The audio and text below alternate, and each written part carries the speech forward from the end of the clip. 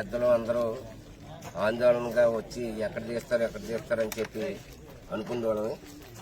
అనుకునే చర్చంలో ఎక్కడెక్కడ చూసి అక్కడ చూసి మొత్తం మీద ఈ భీమవరపాలెం రెవెన్యూలో మాకు గత 30 సంవత్సరాల క్రితం గవర్నమెంట్ ఎవరు పట్టాలు ఇచ్చి ఏ రకమైన భూములు మేము చెట్టు సేవ అన్ని పెంచుకొని ఉన్నాము. కాబట్టి ఇక్కడ భూములు ఏమైనా సరే ఇక్కడ మెడికల్ కాలేజీ వస్తుంది, దీన్ని మీరు సేకరించాలా అని చెప్పి మా నాయకులు అయ్యన్న పోతుడు గారు కానీ వీళ్ళందరూ మేము వెళ్తే ఇలాగ వస్తుంది అంటున్నారండి, మమ్మల్ని మా భూములు పోతారని చెప్పి మేము సలహాకి వెళ్తే ఒక మంచి పని జరుగుతున్నప్పుడు మీరు రైతాంగం అందరూ సేకరించాలి, దాన్ని సేకరించి ప్రతిఫలం తీసుకోవాలి అంటే అప్పుడున్న గత ప్రభుత్వం 12 లక్షల కాడ వెళ్ళి 16 లక్షల దాకా ఉండిపోతే దాన్ని మా అయ్యన్న పోతుడు గారు అప్పుడున్న ఆర్డో గారితో అప్పుడున్న కలెక్టర్ గారితో వాళ్ళందరితో ప్రయత్నం చేసి రైతులకు ఇంకా కలపాలని చెప్పి వాళ్ళు చెప్పింది సేకరించడం జరిగింది.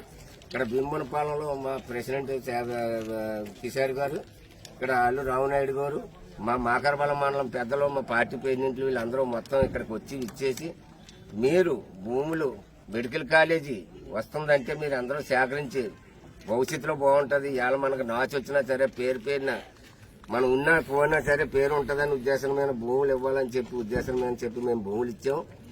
దాన్ని ఈ తర్వాత భూములు ఇచ్చిన తర్వాత ప్రవేశపెట్టడం జరిగింది.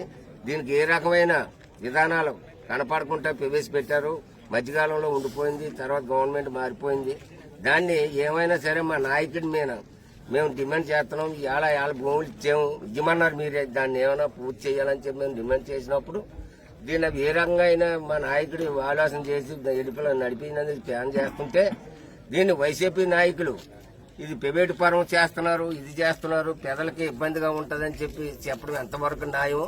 మాకు చెట్లు చేమలు పర్మిట్తో మొత్తం అప్పుచెప్పి ఇస్తామన్నారు, కానీ మాకు చెట్లు చేమలు వాళ్ళు మామూలు డైవర్ట్ చేసి పాటలు పెట్టేసుకొని మాకు ఏ రకమైన న్యాయం చేయకుండా దీన్ని అన్యాయం చేశారు. మాకు 2 సెంట్లు పాత స్థలాలకి కూడా అడిగాం. ఇక్కడ గండిపేట పక్కనే ఇక్కడ శ్మశానం ఉన్నది, ఆ శ్మశానానికి కూడా మాకు స్థలం కేటాయించాలని చెప్పాం. తర్వాత గండిపేట వెళ్ళడానికి మీద మార్గం రోడ్డు లేదు, ఆ రోడ్డు కూడా కేటాయించాలని చెప్పి మేము చెప్పడం జరిగింది దానికి ఎమ్మెల్యే గారికి.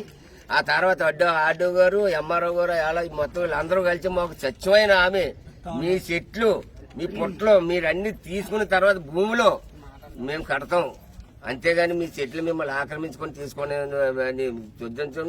మాకు ఆ పార్టీలో మాకు అన్యాయం జరిగింది.